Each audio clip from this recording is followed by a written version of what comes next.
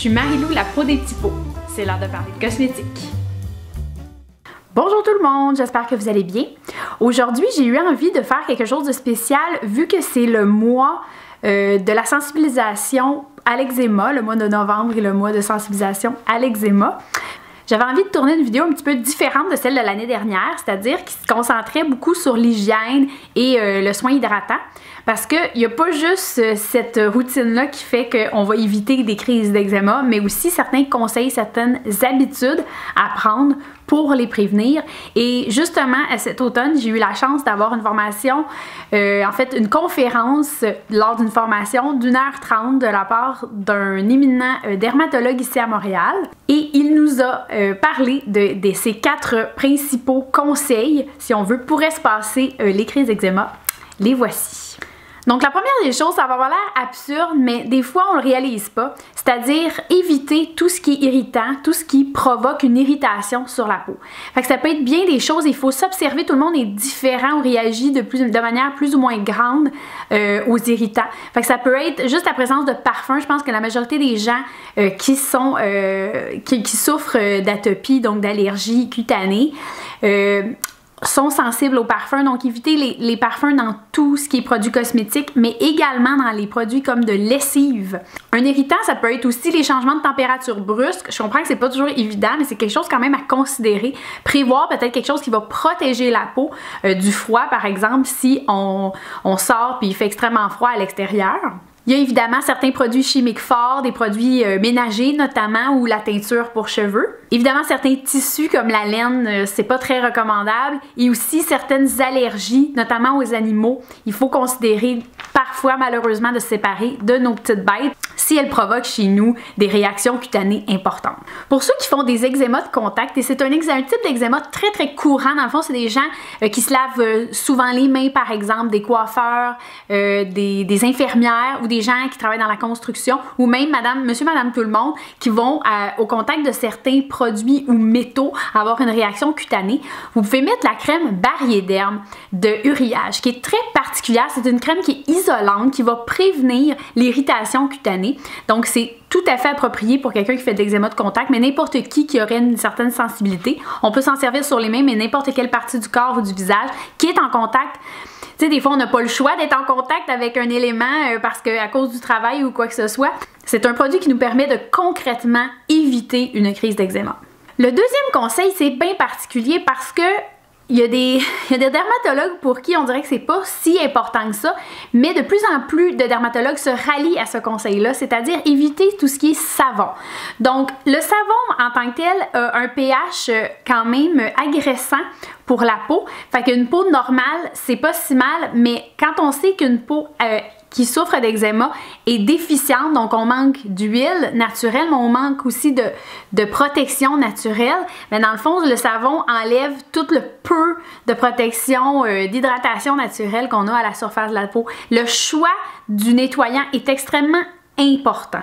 Donc, ce que le dermatologue suggère, c'est un syndet. C'est-à-dire, ça, c'est un terme technique pour dire synthetic detergent. Donc, n'importe quel syndet va faire l'affaire. La majorité des gammes qui ciblent l'eczéma dans la section dermocosmétique de vos départements de cosmétiques en pharmacie ont un produit exprès.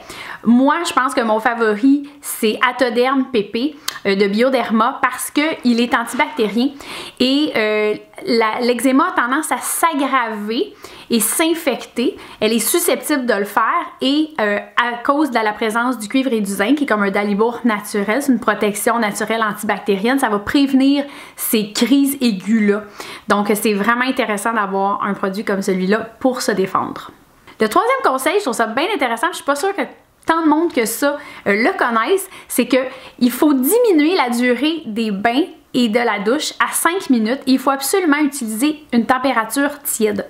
Pourquoi? Parce que l'eau très chaude va altérer la protection naturelle. Encore une fois, on n'a pas beaucoup d'huile à la surface de la peau quand on souffre d'eczéma, donc on ne veut pas aller endommager davantage cette barrière naturelle-là. Et la durée est très importante aussi. Pourquoi? Parce que l'eau, dans le fond, peut venir irriter. Il n'y a pas de barrière, il n'y a pas de protection au niveau de la peau, fait qu'elle peut aller irriter la peau. Plus on reste longtemps pire les dommages seront. Donc c'est très important de diminuer la durée du bain. Pour rendre le bain encore plus profitable, il existe un super produit dans Aderma. On connaît beaucoup sa version bon marché dans Aveeno, mais ce bain à base d'avoine-là dans Aderma n'a pas le désavantage d'avoir comme une espèce de fini poudreux. Il salit pas le bain.